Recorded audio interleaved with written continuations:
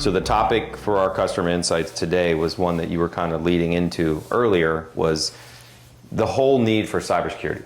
So why, why is it something that organizations, need to have? We've come across organizations in our portfolio that elect to not have it because they have a war chest of funding or financial backing that they just don't feel it necessary to make that monthly or annual investment to protect themselves.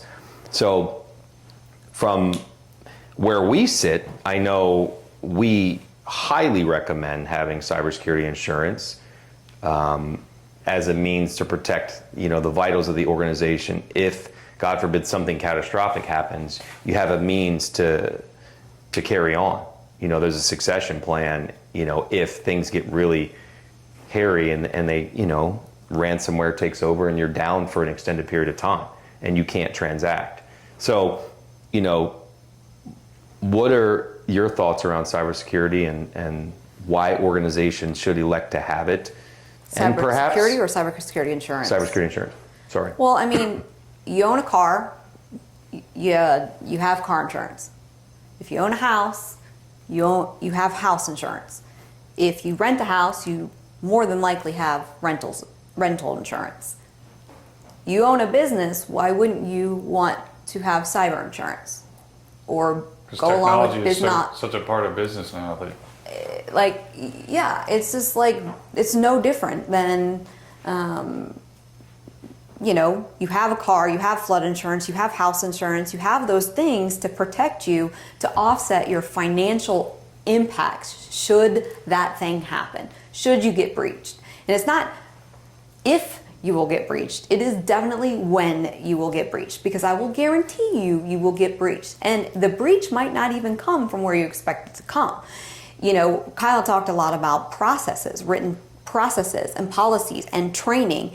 Your internal staff oftentimes will inadvertently be the one that opens the door for the adversary. When you don't have those consistent methodologies and processes and procedures, a good example of this is, and this is a common occurrence, finance and accounting team will get an account information change from a vendor or a supposed client. And it says, okay, our bank account information is going to be shifting. We're now moving to this bank. They have the, relative savvy enough email that gets sent to accounting. Accounting doesn't have controls and balances in place, checks and balances in place to validate and verify. They say, oh, yep, take it at face value. That email must be correct. Okay, I'm going to go ahead and change that account information, send off that $2.5 million payment to whomever. And lo and behold, you actually sent it to somebody in some other country that has nothing to do with your business.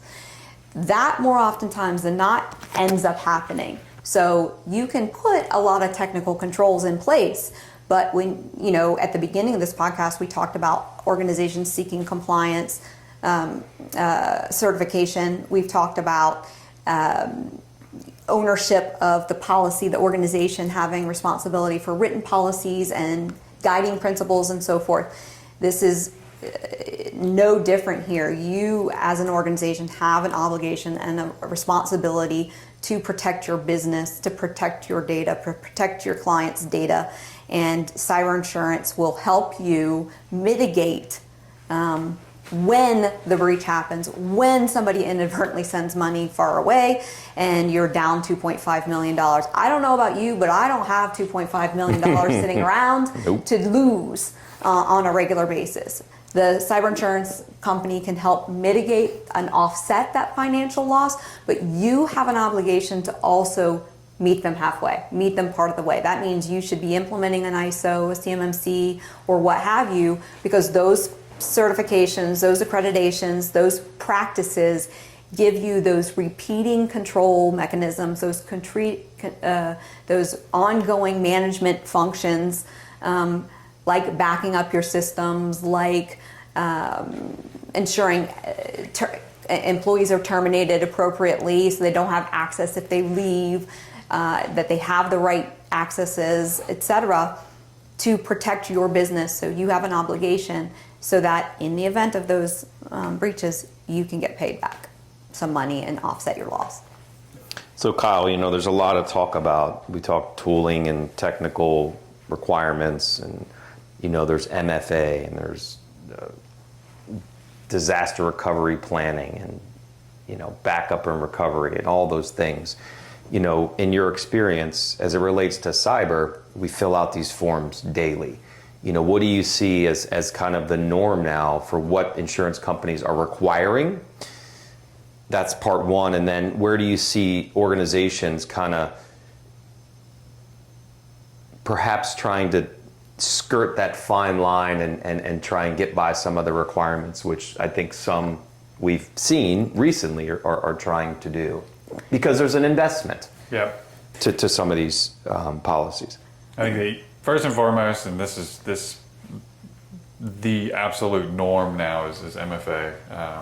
Having that configured, but not just not just checking that box, but making sure it's configured on your admin accounts, making sure you're, from a finance perspective, which is something often overlooked by IT teams, is making sure those you have those controls configured in those environments. I see a lot of that in these questionnaires. I also see a lot more recently of security awareness training and having some sort of training program. Again, I'm big on the training today, but I see a lot more questions being asked around these programs existing in your organization, and I think it's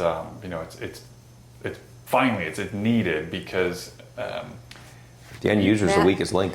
I'm going to interject here for a second, because these questionnaires I've been doing for 20 years. And whether they're cyber insurance or whether they're, the questionnaires are all the same, from vendors, when you're doing contracts from the federal government or any of the agencies, you often have to fill out like a supplier questionnaire, the cyber insurance questionnaire. They're all the same questions. Are you doing backups? Are you doing disaster recovery planning? Do you have an ISO certification or similar SOC certification? Do you have MFA set up? Do you have, what's your backup frequency? All of those questions have been there. And one of the things that I have seen in the past when I've helped organizations fill those out, I can't say I'm not going to lie on those questionnaires. And we're not going to lie on those questionnaires. And many business owners will lie on those questionnaires. And I will tell you, it will bite you. It will bite you hard. Because that's kind of my next part of this, right? We're halfway through this section here, or this segment. We've seen people get denied. And when you don't have those things in place, they will reject your claim. So back to your $2.5 million, oops, I hit the wrong button and I wired the money, and they find out that you've, misrepresented the claim or something that you fill out on your form, and they can identify that. It's a big uh-oh moment for many organizational leaders. You're out that money, and you're out the money you've been paying for the premium, and now your premium's going up. Or they might not. Geico's not going to come and cover you later on. No, because you have a risk profile now. You now have a risk profile, and you're going to be known for that. And you're going to be high risk, so you're either going to be paying higher premiums, you won't get covered, and you will get breached again, because guess what? You did not put the controls in place. And you think the adversaries don't know that? I can guarantee you they do.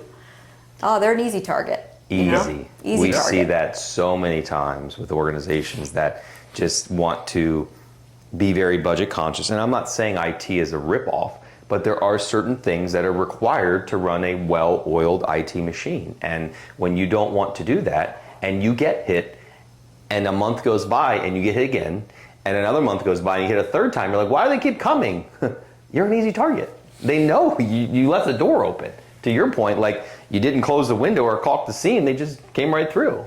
And what's scary is that they have, what is it, sleeper adversaries or something it's called, sleepers, where they're actually in your environment. And they might have been in your environment for several years. They're just waiting to take your data.